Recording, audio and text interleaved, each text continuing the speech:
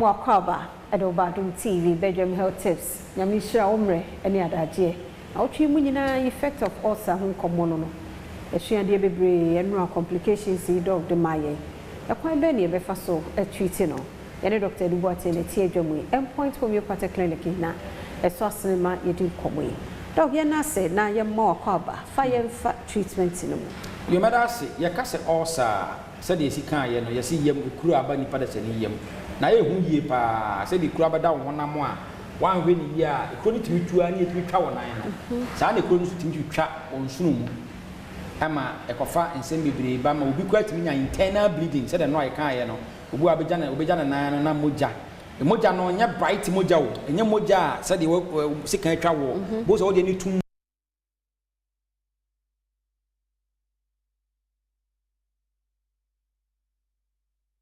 tuja won nan na won se moja na etum te se kotala e kire se wonya internal bleeding e betima ku enti ulcer obitim bi se timi ku ana yes obitim ya anemic moja bleeding no sa won yam sa na wa ya anemic wona ma na wa twahwe wawu enti yade bia no it complication timi de wuo etima besoe etimi so de nka apart from say ulcer ne ma wo yam ye wo ya e ma wo bo samfono wo e ma wo didi a aduane no obu akwa aduane no wonte ne de aduane gu nanum a tse de abosea e na gu nanum wonte aduane de odidi keke odidi aduane de janebo na okesu na ne bo hyehye no na ne bo ye ne ya ni nyina no eye signs e kyese wanya ulcer ya sa ka se ulcer ade e de ba eye se emmawa bi e fe ne se Helicobacter pylori acid ya wo produce too much na ya no side effect of certain medication ye be kan se anti-inflammatory medication no ni nyina timi kofa ade e fe ne se ulcer etimi edeba na yesa kan se ulcer no ni treatment ene na yedi hu nkomo yese kwan a betima fa so betima treat ulcer ene se first of all so hunu ade kora de ulcer ne bae enti uba hospital se endpoint to be particular clinic ya ade a ye hwe ne se what is the cause of the ulcer ede na dey say ade ne bae enti hunu ade kora de ulcer ne bae ye labs ene scan ye betwa mfoni ye ha no ye nye bibi e fe ne se endoscopy ye nye bi wo endpoint endoscopy ni de obo so obekọ na ye de machine ni be fa omini musa no ye camera akoto yam ya kotwa mfoni ni ye nye bi wo endpoint ye de na de moja ni ye twa scan ni ya hwe se emwa ni bi wo ho ana ni ye scan no so a ye be hunu se e bi acid no produce more na se won produce more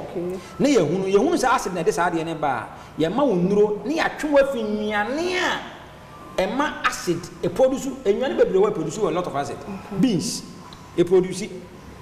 enwane bi te say coffee ne honko ne ba no instigate the production of acid ensa instigate the production of acid ye wo fruit bi o wa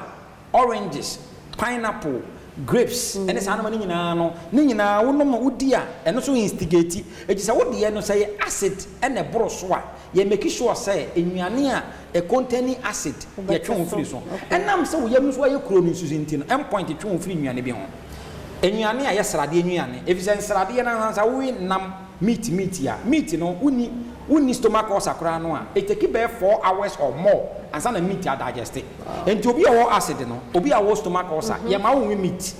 because wo kokɔwe a me ni ulcer no e be take 4 hours ya wo de be take be 8 hours enti esa no a emma aduane no timi ferment emma wo yam no o man a lot of work to do ayam no so ye kuro you don't have to give a lot of work for that thing to do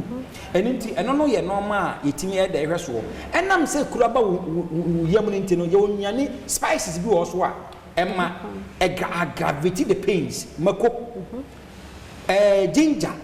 any garlic ne honko ma nyina ye good na mmom no wo ulcer no a eno no e wudi ni more of that no a eno so no etimi ma pain no get aggravated and eno so instigate and as stimulate the production of acid no once now we produce a lot of acid in the stomach when nyina ya ade a wo wa ya twon free so ensa ya se twon ho coffee ya se twon ho ya ma odi nuane a ya ntata nuane o treat ene sa no atoko nuane no ene na ma wo ya da udi ena wo osa so a won twan ma common ne wo ansa na wa ya dai wadidi wo nuane no should be in bits Nti obi wo ulcer etimi didi bi abese 4 or 5 times ansa na ade achi when nyina na ye kwanya endpoint fa so a etimi de edi tu ulcer se eti ulcer no etimi tu ase ma ne firi wo kora endpoint homeopathic clinic ene ye no modi nkomo no yesi yade bi ha wo bia no yade no abetena wo so a wo se ye kwankoro chronic disease no endpoint obetima hwe atu ase no obetima hwe atu ase a just wo hunu at the cause of yade no ye nyahu the cause of yade no dia ene yade e fenze kwankoro no ase be de ebetu frey ahomato tofo iso ne ye twetwe nkomo ne ye mo nkomo number ne ye 0244 86 70 68 0244 86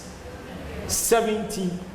68 afia nakopon nhyira wo o nhyira nso yada se na wotwe mu dog de fa duhwem ye papa mjidi ye se na wate wo ho ase ya de bia meka unya brebie mu so akwa Adom TV YouTube a obenya tie na Facebook no wa hyeda akotena se na fe watie ni nyina bi ye de amaye nkwa consultation bia nka ho de wo hia so be friend number bibi how wapumudi mu Dr. Dubois Tembejo so umre no wada agye ntie da se na wotwe besi mu nkwa ho den e wo ho a ye be se hia